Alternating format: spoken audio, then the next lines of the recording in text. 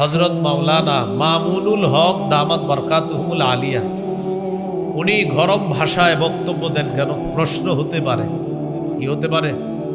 প্রশ্ন। নবী আপনি কাফের মুনাফিকদের বিরুদ্ধে লড়াই করেন, ওয়াগলুজ আলাইহিম, তাদের বিরুদ্ধে কঠোর হন। কি হন?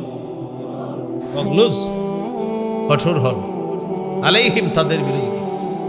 তাহলে মুনাফিকদের, তাহলে আমাদের দেশের কোন আলেম যদি মুনাফিকদের বিরুদ্ধে, জালেমদের বিরুদ্ধে আর মাজলুমের পক্ষে কঠোর ভাষা ব্যবহার করেন, এটা দোষণীয় না, বরং এই কথাও কোরআন সুন্নায় পাওয়া যায়।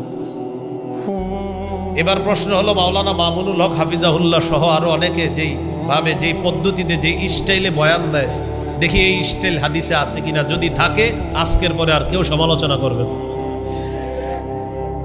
ইবনে মাজাহ হাদিসের কিতাব ৪৫ নম্বর হাদিস, কানা রাসূলুল্লাহ সাল্লাল্লাহু আলাইহি ওয়াসাল্লাম ইদা খাতাবা, নবীজি যখন ভাষণ দিতেন, বলেন কি দিতেন? ইহমাররাত আইনা, নবীর চোখ লাল হয়ে যেত। চোখ কি হইতো? লাল হইতো কেন?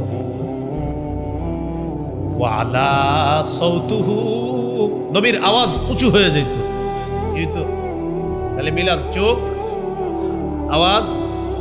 ওয়াশতাদ্দা গদবুহু, প্রচুর রাগ হয়ে যাইতেন। কি হইতেন? তাহলে এবার মিলান পুরাটা।